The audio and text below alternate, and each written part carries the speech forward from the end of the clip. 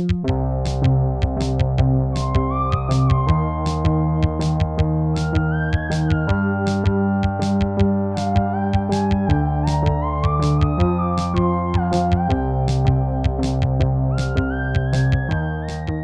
right, welcome to Detecting the Marvels. We have my favorite guest back, my brother Nick. How have you been doing? How are things going?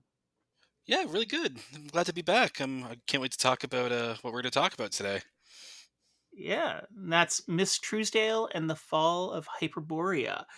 That is a four-issue miniseries released in 2023, written by Mike Mignola, with artist Jesse Lonergan, who had previously done work with Image and Marvel in doing their Star Wars comics.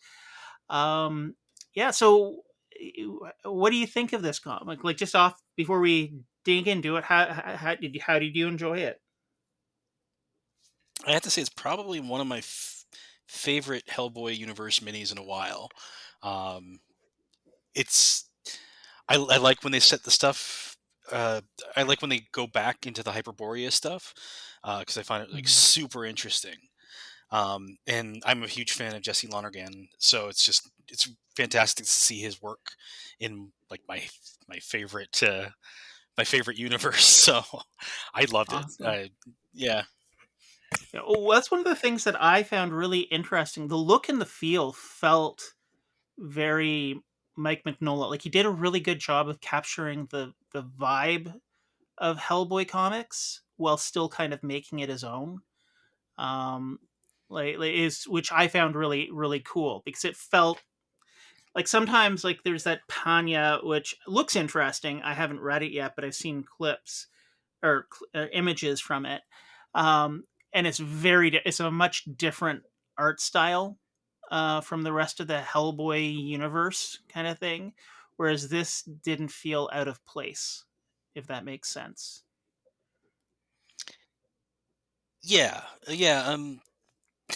There are my only quibble with the Hellboy universe sometimes is I think stylistically some of the artists don't quite gel well. Without naming some names because I don't want to disrespect any of the artists, but they just well they're not bad artists. It's the tone either doesn't fit their art style or it's just the way that Mike Mignola tells a story doesn't quite Hmm. fit their art style. Whereas like there are some artists who adapt super well to it, and Jesse Lonergan is one of those artists who just gets it. I think. And so yeah, like Pena was a pretty good one.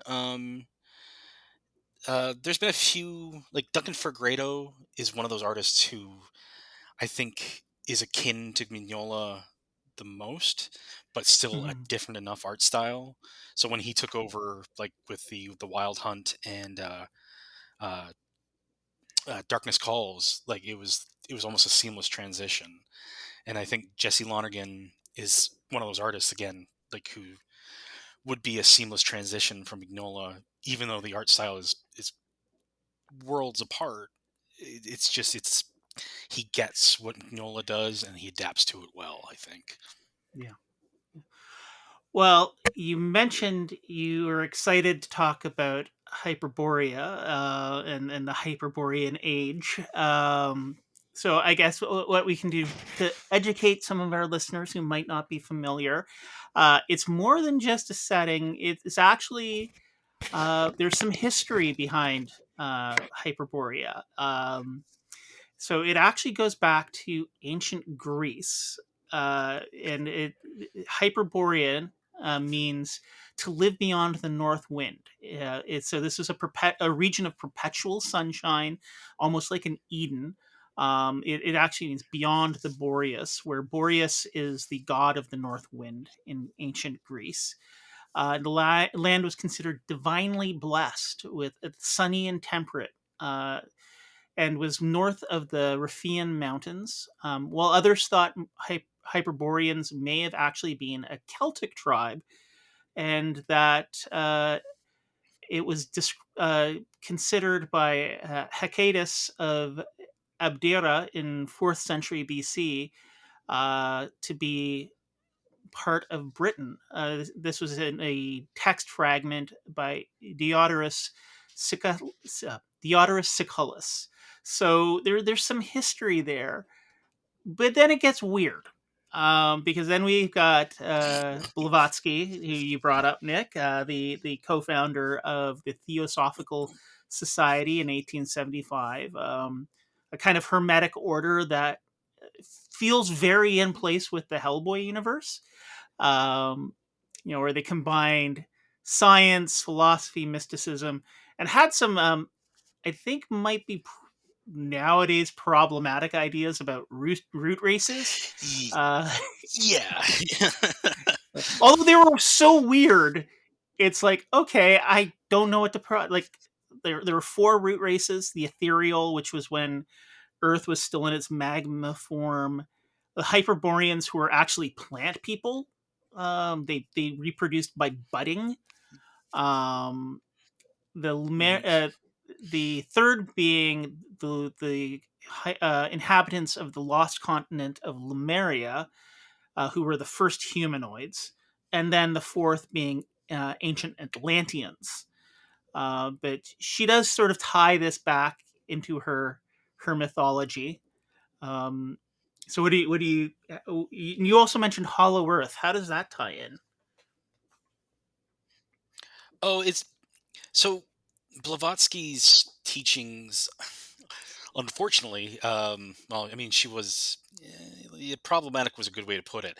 A lot of the teachings were co-opted by the Nazi movement back in the 30s and Mm, 40s. Um, a lot of the Aryan mythology and stuff like that stems from that kind of realm of teaching back in the day. So there were also amongst those groups these ideas of the hollow earth and like the Nazis trying to find an entrance way into a much larger world within our world, kind of a thing. In like Hellboy, the Hellboy universe leans into a lot of those concepts. So like hmm Hyperborea, the Hollow Earth, Vril is a big thing. Kind of like the divine energy of the cosmos. So a lot of that stems from Blavatsky's and uh, her group, which there's an analogous group in Hellboy, the Heliopic Brotherhood of Ra, which is almost a direct take hmm from the oh god, what was it you just said? I'm blanking for some reason. The the Theopic. the Uh, Theosophical Society or Theopic, yeah. yeah, yeah, yeah. So that is almost a direct take from the Heliopic Brotherhood, or sorry, the Brotherhood is a almost Yeah. direct take from that. And so that just it's a huge part of the mythos within Hellboy. Thankfully, Mignola sh- ignores a lot of the racial undertones or racist undertones from Blavatsky's writing, and kind of hmm re-co-ops it in a similar way that like a lot of genre writers take Lovecraft's writings and Yeah. kind of take it back a little bit from the creator itself. Yeah. So it's well, I mean, hell, Robert E. Howard and Lovecraft were big subscribers to a lot of the Blavatsky teachings. Um, Hyperborea itself, featuring in Conan. Oh no, yeah. I was just saying, yeah. No, I agree. Like they were. I was just about to go there next. You beat me to it. They were very much inspired by Blavatsky. Yeah, like the the I the ideas are interesting. Like, I mean, Yeah.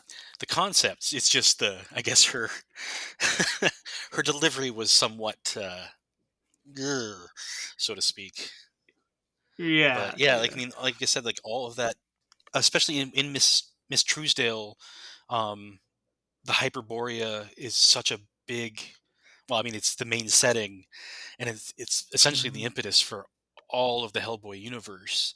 Um, like Hellboy's uh, right hand of doom plays such a significant factor in the Hyperborean story that it's just Hmm.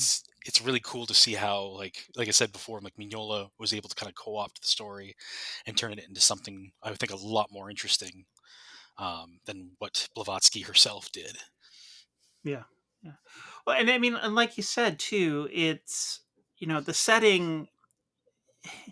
One of the few good things about Lovecraft is he was very collaborative, even if he was a racist monster. Um, so you had him and like a bunch of his peers, like Robert Howard, sharing a sandbox. But that meant modern writers like Magnola and all of these sort of Lovecraftian storytellers today, all the way up to like Event Horizon, which is a Lovecraftian story. Mhm. Um, they've been able to use those really scary, spooky, mystical underpinnings and get away from the more horrific components. And I think Mignola does a good job of acknowledging those because I mean the villains are in many cases the kinds of people who were inspired by Blavatsky. So they're the bad guys, and it's sort of using that universe, acknowledging the flaws, but creating something that's not flawed in that way, um, which I think is really cool. It's a great way to sort of play with those universes and tell stories, uh, and have fun there. Um, yeah. So aside from the Greek and mythological and 18th or 19th century mystical underpinnings, we also have an interesting twist in this story, which I didn't see coming at first, is the isekai genre of Japanese comics coming into play, where Miss Truesdale, I mean, spoiler, but basically falls backwards in time, which I thought was a fun sort of play because it helps underpin the cyclical nature of these characters, and set up that story, which I thought was neat. Yeah, well, that's something that's featured a few times in the Hellboy universe. There's the character in the BPRD um, who features in the sort of Hyperborea miniseries, um, and the character's name is lost to me for at the moment. I think Howard's, but he essentially does almost the reverse of Miss Truesdale in that his spirit comes from Mhm. a tribe of men who had lived after Hyperborea.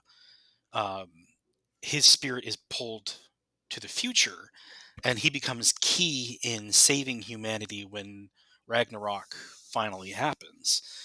Again, spoilers for people who haven't read Mhm. BPRD and the finale of essentially the finale of the Hellboy universe.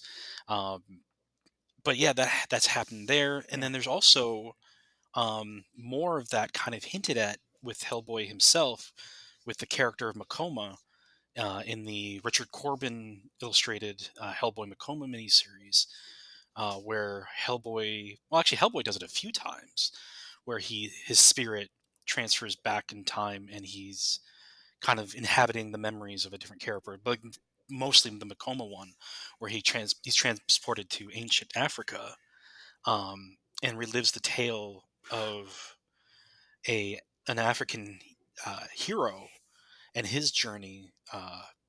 So there's questions about like, is this a reincarnation thing? Is this a spiritual kind of bond thing? Is this a bloodline thing? And Truesdale again, kind of. I don't want to say muddies the water a little bit in as much as like what the answer is, but certainly builds on the question of what is the significance of these kind of cyclical uh, transfers of characters spirits, I guess. Because for Truesdale, Yeah. for Miss Truesdale to uh, make sure that the events that happen to make the future, she has to go back in time. So it's like this, yeah, it's like a paradox of spirituality. And the Howard's character, and Yeah. it's the same kind of thing. Like that character has to be transported to the future, um, to make sure that humanity survives in some capacity, and then his spirit returns back to the post Hyperborean age with all the memories of what he's done in the future, and he's like, I know I have a bigger purpose, and it's really interesting. Yeah. Yeah. Well, so let me recap for the audience the broad strokes of the story. So Miss Truesdale opens in Victorian era. She's visiting the leader of the um, the the cult that she is a member of, and the leader, another woman who is the reincarnation of the founder of this brotherhood, um, but so thus very disrespected by her who should be her followers. She sort of feels Truesdale's pain, but then starts to recount a dream that she had of a great warrior woman fighting in the Hyperborean arenas. There's some really vivid depictions of violence, but in a way that does not feel gratuitous or it's gory, but it serves the story. Um, and much like Howard's original Conan, a character popularized by uh, a movie that reduced them to a grunting caricature. The warrior woman, Anam Yasa, as we find her named, is well spoken, wise, knowledgeable, far more measured than we'd expect a pit fighter. Um, and it turns out that the Miss Truesdale originally thought that she was this slave girl serving the warrior woman, and that the warrior woman was the leader of the cult. But it turns out it's the other way around. She is the true one destined for greatness, and it is this cult leader's previous incarnation that served her and became her friend and saved her. um, we see Miss Truesdale then return to London and pray to the god Anam Ra, and we fade to black. Uh, we then get one of those sort of infamous Hellboy sort of little tastes of a wider world with an aside by a couple of members of the Brotherhood who are recounting a little story of Hyperborea, and then in the footnotes we find out that they were killed run over leaving a pub and are now living in hell, documenting the detailed history of hell for the demons, um, Yes. which I Oh man. find fun. That's a fun little aside.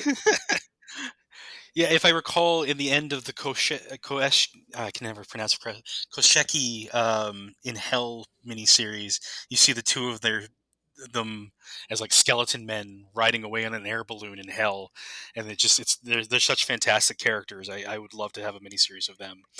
But sorry. Oh wow! No! That's the color that I love to have added. And hey, if anybody I'd say is skilled enough to contribute to that, I think you're the one. Oh, I So would love maybe to have that. pitch Yeah, it. um, that would be a dream to yeah. work in the Mignola universe in some capacity. Hey, you never know until you try. You never know until you try. Yeah, yeah. But yeah, from there we see a familiar glove for the first time in the cover art of book two. Miss Truesdale is lost in a trance, and now we see her recounting the rest of the events of that night, with the priest punishing her further, um, and trying to kill her after killing the slave woman. Anamyasa chases the priest out of the temple, and she's confronted by reanimated corpses of prior warriors who she's fought. Um, and she finally chases down her last combatant and is bitten by a snake in front of a statue of Anamyasa, the first angel, and the one who forged the or shaped the demons and the dragons. Uh, and the statue begins to weep. At which point it goes on a rampage, um, killing most of the population of the temple.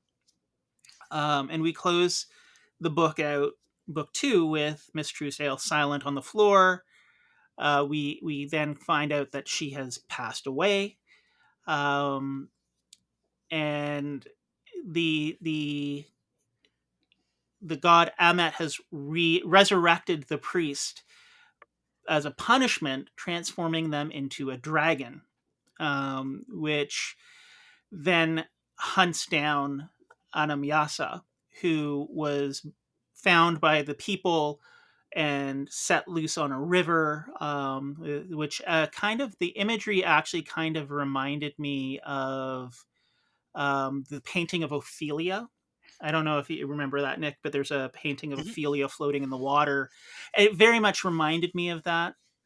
Um, but we find uh, Anamyasa is found by um, forest spirits and is sort of prepared, and we get an ethereal being called Eos who comes to take her to another realm where she can find peace. And we find that her name is Oh, where you find out her name is actually a blessing, because she's named after the first angel. It means, yeah, blessed by Annam, I yes, believe. yeah, Adam's favor. Adam's Yeah, favor. yeah, Yes, that's yeah. right. But and what we also find out is that her grandfather worked in the gardens of Thoth, the prior king, who was killed by this evil goddess Amet. Um, and he saw the statue which contains the right hand of Annam, which is the glove that Hellboy would later wear. So it's all sort of tying in. And we see this great battle with now Miss Truesdale's spirit inhabiting Anam Yasa. And Eos says something really, I think, that is important is like, that they're seeing the beginning, like that he tells these forest spirits to watch for they're seeing the start. And then we see um Anamyasa fighting the priest who's a dragon, Thor fighting Jormungandr, Hercules fighting the Hydra. And you mentioned, Nick, what was the name of that character? Makoma. Yeah, so Makoma, yeah, them fighting another dragon, and it's all, as it says, all one purpose. They all face a different battle with many faces, but they all share a purpose. Um, and what I take is as the implication, we see Hellboy there as the final person in this loop. So flash forward to 1953, Hellboy and Professor Broom are in a cemetery, and he finds Margaret Truesdale's headstone, um, with an inscription, Tefnet Trionis, the Queen of Heliopolis, the leader of the Brotherhood, who we found passed away in Manitoba in 1939. Um, but yeah, so like I think it's just some powerful imagery. It really is a cool it's a retcon that in no way harms anything. It just simply is world building, which I thought was really neat. Um, I think you mentioned, Nick, you felt it muddied the waters in a way, not necessarily a bad way. I thought it clarified it. I thought it, for me, it feels like they are the same soul.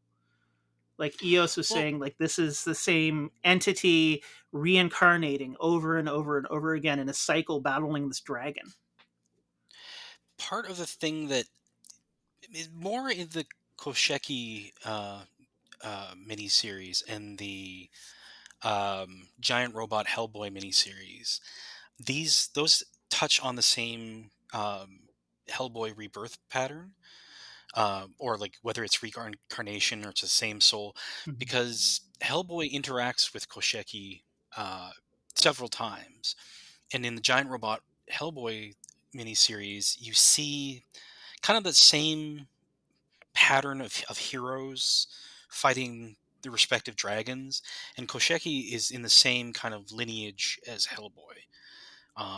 So that makes me almost think that it's not a Mhm. rebirth pattern or not like a single soul, um,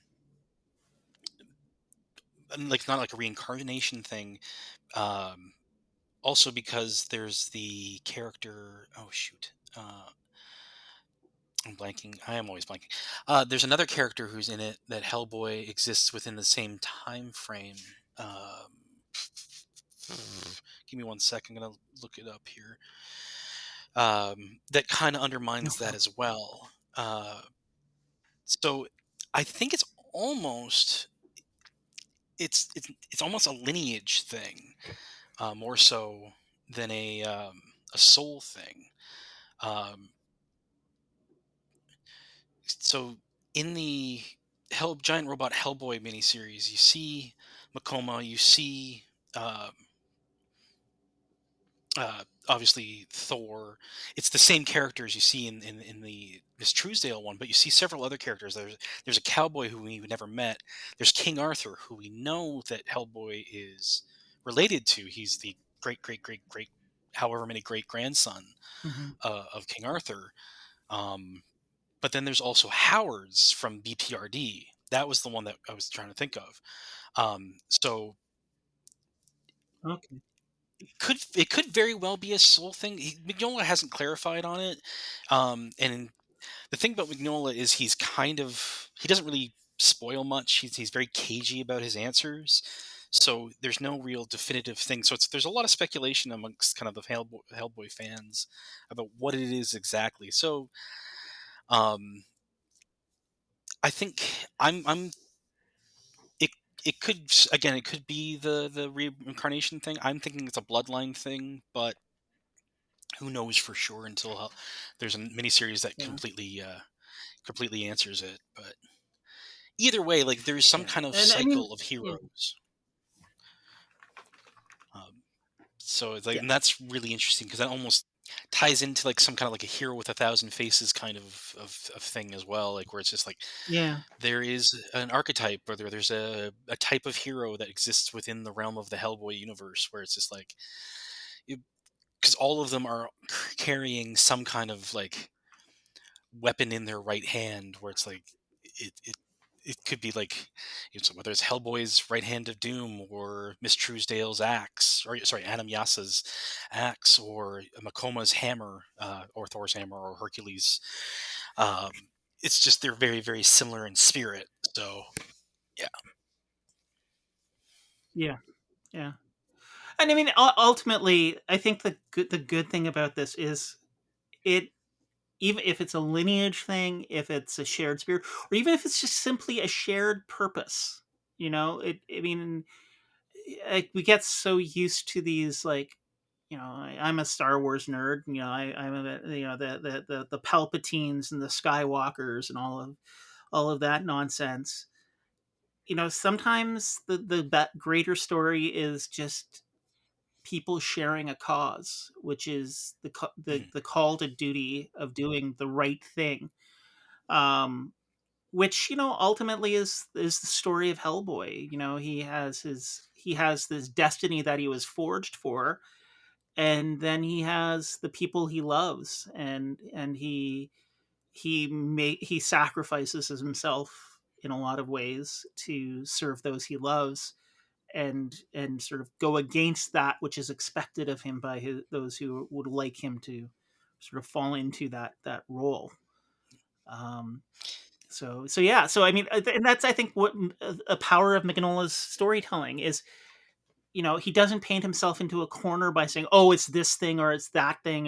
It gives you grounds to interpret and to internalize it, however it works. Yeah.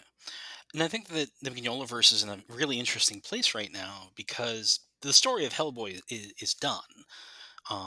Like the BPRD and Hellboy, Ragnarok came, uh, and Hellboy fulfilled his destiny, the destruction of man and then the rebirth of man.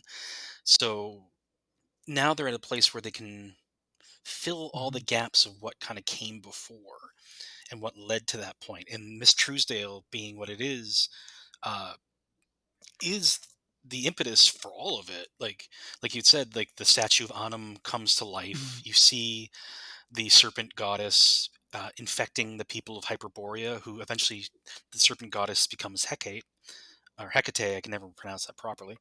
Um, who becomes Ilsa Helpstein, who becomes the Iron Maiden, uh, and they are Hellboy and Hecate are intertwined in the apocalypse. They are the two kind of halves of the equation that bring about the end of man and the birth of man. So, uh, yeah, where that character, the the the the evolved spirit says this is the beginning. It's like it's very much like it's this is it. Like this ties into pretty much every aspect. It ties into the end. It ties into the angels that form the world, and Adam who draws Vril from the heavens and creates the Agdru Jihad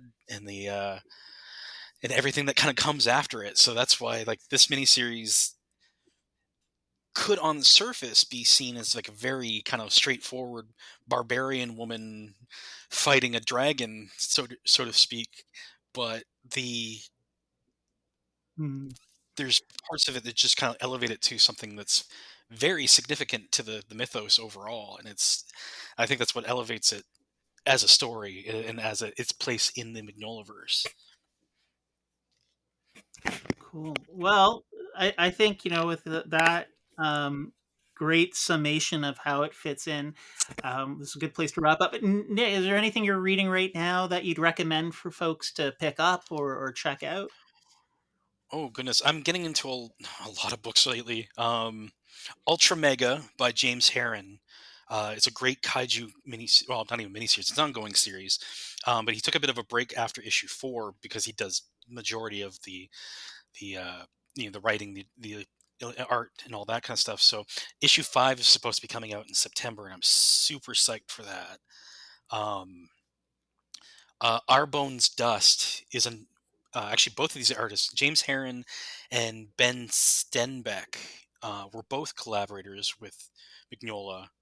Ben Stenbeck's uh, Our Bones Dust was a mini series. The trade came out a little while ago.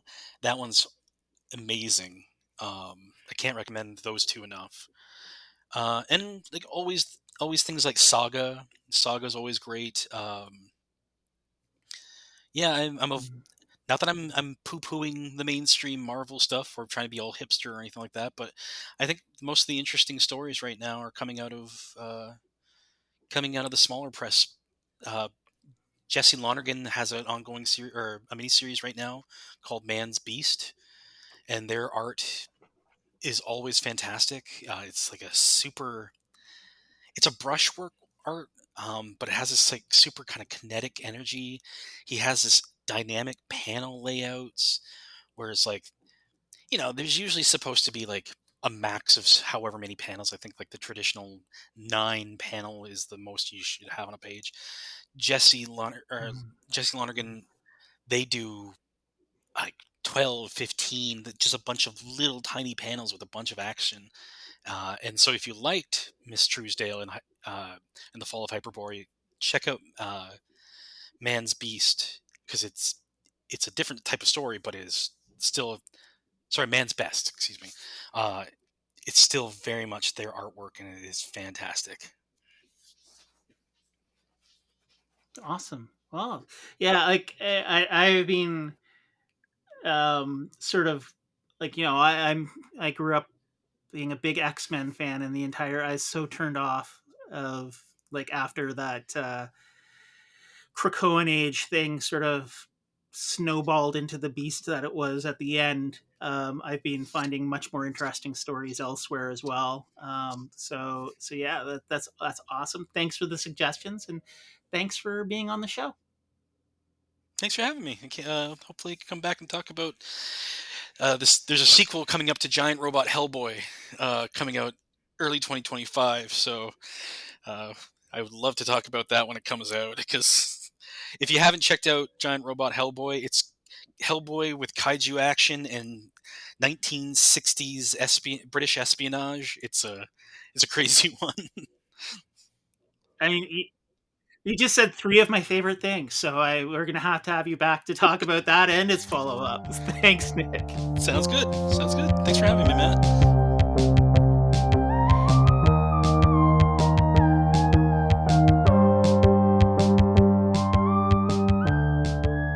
You've been listening to Detecting the Marvelous, a Far From Here and ShowbizMonkeys.com co-production.